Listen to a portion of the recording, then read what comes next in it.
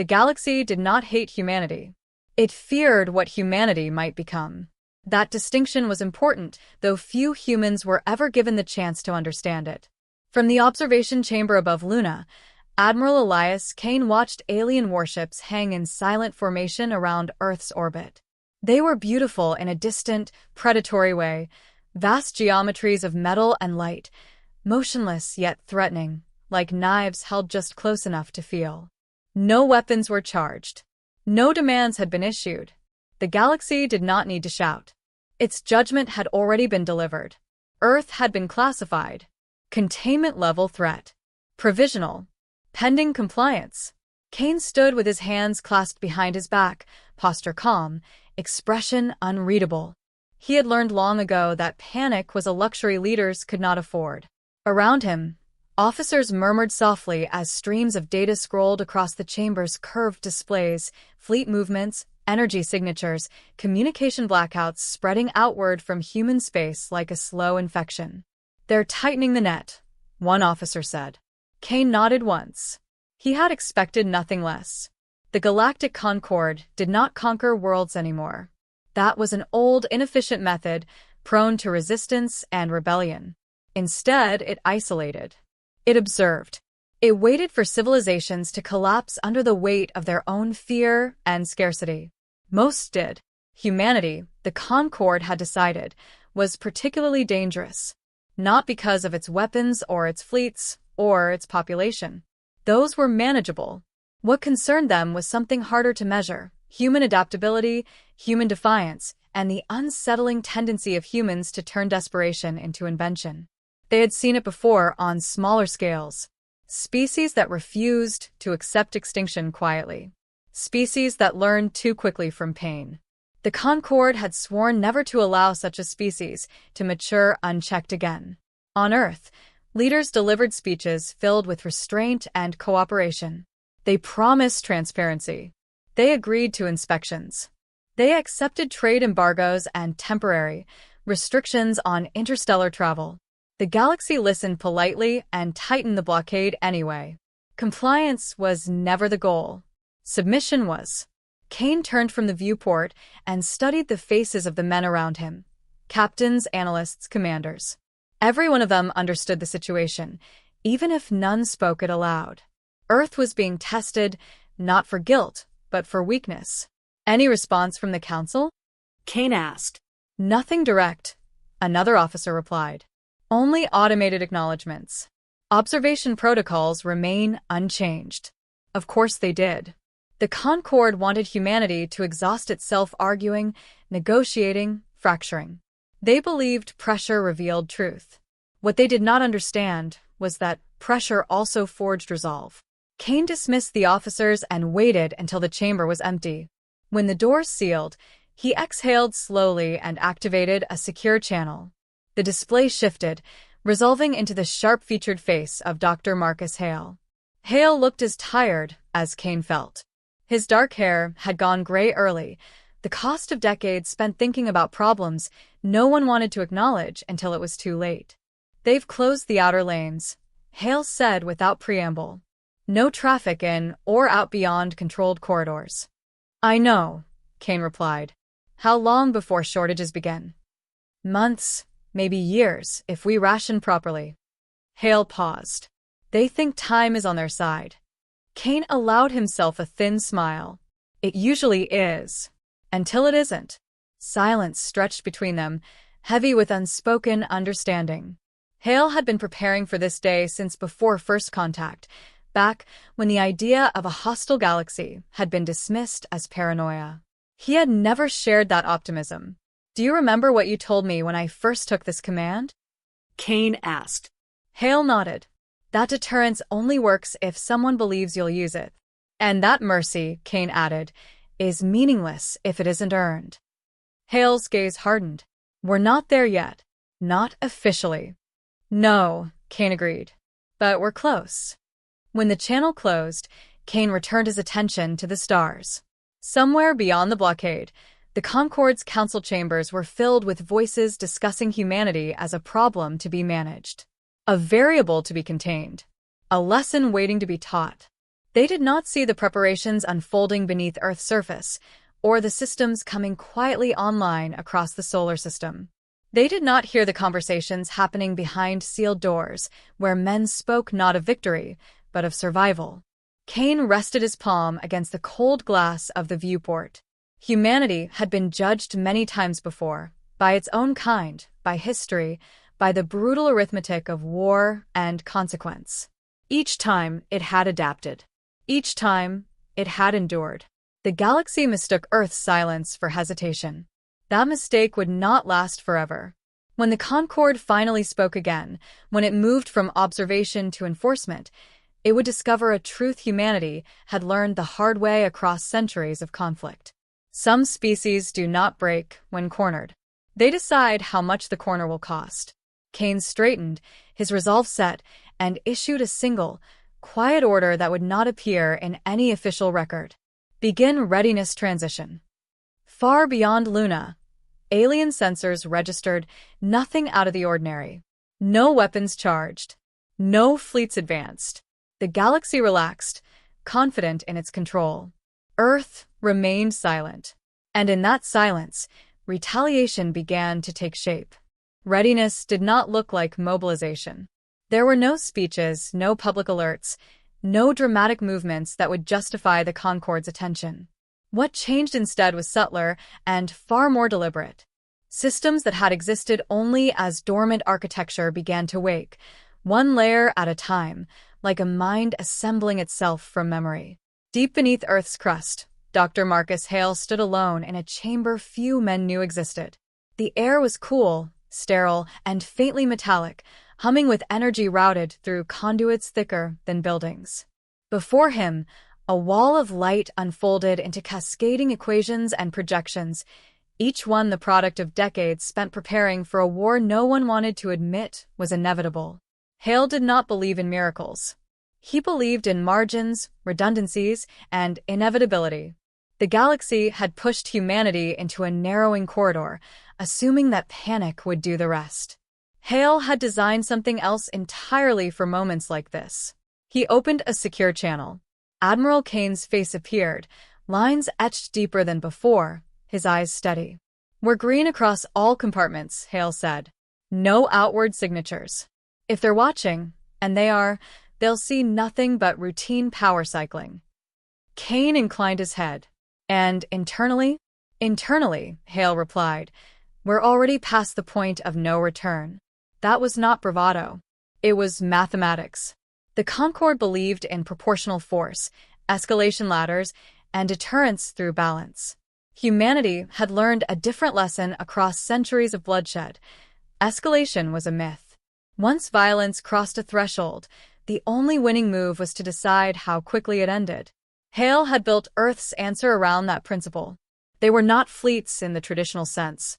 Humanity had abandoned the idea of massed armadas years ago, recognizing how easily such formations became targets. Instead, Earth's strength existed as dispersion, autonomous systems, self-directed constructs, and weapons that did not announce themselves until after their work was done. Kane studied the projections Hale shared. They were not maps of enemy territory, but models of dependency, trade corridors, energy nexuses, data relays. The galaxy's lifeblood rendered as fragile threads. "You're sure this won't be seen as an act of war?" Kane asked. Hale met his gaze. "They've already declared one. They're just pretending otherwise." Silence followed, thick with implication. The Concorde had mastered the art of violence without blame, of suffocating civilizations while claiming neutrality. Humanity had watched, learned, and quietly decided never to be on the receiving end. "The first action is limited," Hale continued. "One system. No population centers. No civilian loss if their evacuation protocols work as advertised. And if they don't, then the Concorde will learn that their definitions of responsibility don't protect them from consequences." Kane exhaled slowly. "Proceed." The command did not echo. It did not trigger alarms. It simply unlocked permissions that had been sealed for a generation. Far beyond human space, in a region claimed by a minor Concorde-aligned power, a star behaved in a way it never had before. For centuries, It had burned with predictable stability, a constant in a chaotic universe. Then, without warning, its internal balance shifted. Not violently. Precisely. Sensors registered the anomaly seconds before reality corrected itself in a way no one had planned for. The star collapsed inward, not into destruction, but into absence, its energy siphoned, redirected, and dispersed into nothing the galaxy knew how to measure. The system did not explode. It went dark. Ships lost power. Planets froze in stunned silence. Communications died mid-transmission. Survivors would later argue whether it was an attack or a cosmic accident, but the data refused to support coincidence. In Hale's chamber, the confirmation arrived as a single green indicator. Phase 1 complete, he said quietly. Kane closed his eyes for a fraction of a second. Not in relief. In acknowledgement. The Concorde reacted as expected, confusion first, then denial. Emergency councils convened. Analysts argued probability curves and natural explanations.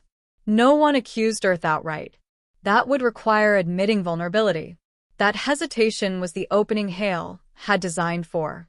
Across multiple sectors, dormant constructs activated and then vanished, leaving behind nothing but corrupted data and broken assumptions. Supply routes failed without sabotage. Defense grids shut down after receiving instructions they believed came from trusted authorities. The galaxy's greatest strength, its interconnectedness, began to turn against it. Kane watched reports accumulate, each one another proof that the Concorde's certainty had been misplaced. They had built a system optimized for control, not resilience. Humanity had evolved in chaos. It knew how to survive without guarantees. They'll respond soon, Kane said. Yes, Hale agreed. But not effectively. They don't know what to threaten yet. And when they do? Hale's expression was grim, but resolute. Then we show them restraint. Kane studied him. You call this restraint? I do, Hale replied. Because we could end them. We won't. We'll leave them intact enough to remember. Outside the chamber, Earth remained quiet. No broadcasts interrupted the calm. No declarations shattered the illusion of normalcy. To the galaxy, humanity was still contained, still passive, still waiting.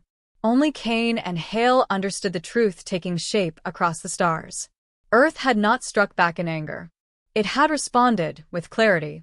And somewhere in the vastness beyond human space, the Concorde was beginning to realize that its silence had been answered, not with surrender, but with intent. The first thing the galaxy noticed was not destruction, but absence.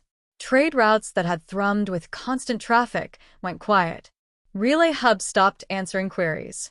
Automated systems reported flawless internal function while failing entirely to interact with anything beyond their own borders. It was as if vast portions of space had simply chosen to withdraw from participation. Commander Rethak observed the phenomenon from the command deck of a Concorde monitoring vessel, his clawed hands clasped tightly behind his back. He had served through 3 containment actions and 2 full system suppressions, yet he had never seen uncertainty spread so quickly through disciplined ranks. Every model his analysts produced collapsed under new data arriving seconds later. This is not how emerging species retaliate, Rethak said, his voice low and controlled. They lash out. They posture. They seek recognition. The human response did none of those things. Instead, infrastructure failed without violence.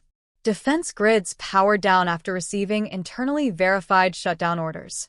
Fleets found their navigational matrices subtly rewritten, leading them into safe, but useless holding patterns light years from relevance. No shots were fired, yet entire regions of space became strategically inert. Rethak's communications officer turned toward him, eyes wide. Another sector has gone silent. No energy spikes. No debris. Rethak inclined his head. They are not punishing us. They are removing us. As days passed, fear replaced confusion. Civilizations began withdrawing assets preemptively, dismantling forward bases, cutting ties that might draw human attention. The Concorde had built unity through mutual dependence. Humanity was severing those bonds with surgical patience. Then came the message. It did not arrive through official channels. It appeared simultaneously across every surviving network layer, bypassing filters that had not been updated in generations. It was brief, unadorned, and unmistakably human. Admiral Elias Kane stood alone against a dark backdrop, his uniform simple, his expression devoid of triumph or hostility. "We have no interest in your territory," he said. "No desire for governance, tribute, or obedience. Your structures failed because they were built to constrain others. Remove those constraints, and we will withdraw." The broadcast ended before anyone could respond. Rethak replayed the message twice, focusing not on the words, but on the tone. There was no anger in the human's voice. No pride. Only finality. "They're not negotiating," Rethak said. "They're setting terms." Around him, the Concord's authority was fracturing. Delegates argued over responsibility, over whether Earth could be isolated again, or whether escalation would provoke something worse. For the first time in Rethak's long service, no one proposed a decisive strike. The risk was too great, the human methods too opaque. Reports continued to arrive. Systems untouched by humanity voluntarily powered down military assets, broadcasting declarations of neutrality into the void. Others followed, not out of allegiance to Earth, but out of terror of becoming an example. Rethak requested a private channel, bypassing his superiors. The connection took longer than it should have, as if the network itself hesitated. "What do the humans want?" he asked the unseen listener. The response was delayed, fragmented, but clear enough. "They want to be left alone." Rethak felt something tighten in his chest. The Concord had never understood such a request. Every power sought expansion. Every species, given the chance, reached outward until it met resistance. Humanity's restraint was not weakness. It was a threat far more destabilizing. "They could have erased us," his officer said quietly. "Why didn't they?" Rethak answered without looking away from the darkened starfield. "Because erasure ends fear. Memory sustains it." One by one, Concord fleets disengaged from human space. Observation stations were abandoned. Councils dissolved into emergency subcommittees that issued no directives at all. Communication traffic fell to a fraction of its former volume. Each transmission weighed against the possibility of being noticed. From Earth, there was no further word. Kane watched the withdrawal from the same lunar chamber where it had begun. He did not smile. He did not celebrate. The silence spreading across the galaxy was not victory. It was aftermath. Hale joined him, standing at a respectful distance. "They're complying." "For now," Kane said. "They've learned," Hale replied. Kane considered the stars, dimmer now, quieter than any human had imagined possible. Learning is temporary. Memory lasts longer. Beyond Earth's orbit, the galaxy reorganized itself around a single, unspoken truth. There were no treaties to mark the change, no monuments, no official surrender. Only a widening silence, heavy with understanding. And in that silence, the Concord waited, hoping that humanity would remain exactly as it was, and never give them reason to hear Earth speak again. Silence became the galaxy's new equilibrium. Years passed without incident, marked not by treaties or celebrations, but by absence. No fleets returned to Earth's borders. No probes drifted too close. Trade lanes quietly rerouted themselves around human space, as if obeying an instinct older than law. The Concord did not formally dissolve, but it ceased to matter, its authority eroded by the unspoken consensus that provoking Earth was a risk no calculation could justify. Admiral Elias Kane aged into the quiet he had helped create. From the surface of Earth, the stars looked unchanged, yet he knew how much had been lost between them. Entire civilizations now whispered where they once declared, teaching caution as the highest virtue. He wondered how many had truly understood the lesson, and how many merely feared the consequence of forgetting it. Dr. Marcus Hale died, without ceremony, as he had lived. His final message, sealed and delivered to Kane alone, contained no regret. It spoke instead of balance, of restraint sharpened to a point so precise it never needed to draw blood again. Hale had believed that terror was a tool, not a goal, and that the most enduring weapons were the ones never used twice. Kane stood one evening before a memorial wall buried beneath Earth's capital. Names filled its surface, human names only, carved deep and close together. No alien dead were listed, not out of mercy, but intent. The galaxy needed to remember that Earth had paid its own price long before it demanded restraint from others. A junior officer approached him, hesitant. "Sir, long-range sensors are clear. No anomalous movement. Nothing at all." Kane nodded. "That's how it should be." The officer lingered. "Do you think they'll ever challenge us again?" Kane considered the question carefully. Power had taught him that certainty was always borrowed, never owned. Eventually, he said, "Fear fades. Memory dulls. Someone will wonder if the stories were exaggerated. And when they do?" Kane turned back to the stars. "We remind them quietly. Earth did not expand. It did not build monuments in orbit or demand recognition for what it had done. Humanity returned to its internal struggles, its art, its arguments, its endless search for meaning."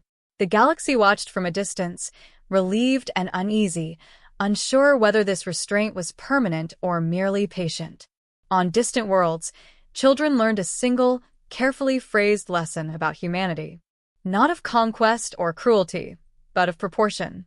Of a species that answered judgment not with chaos, but with clarity so devastating it rewrote behavior across the stars. The quiet endured. And yet, somewhere beyond the mapped lanes, a signal pulsed briefly before fading, too faint for most sensors to notice. It was not a threat, nor a greeting. It was a test, cautious and curious, sent by someone who wondered if Earth's silence was still absolute. Kane did not see it, but the systems Hale had built did. They logged the anomaly, adjusted parameters, and returned to dormancy without response. For now, the galaxy remained still. Earth had not conquered the stars. It had taught them something far more difficult to unlearn, that survival did not belong to the loudest, the largest, or the most numerous, but to those willing to decide, once and forever, how far they were willing to go. The stars held their breath, and humanity waited, silent as ever, ready to remind the universe that some judgments, once answered, were never meant to be repeated.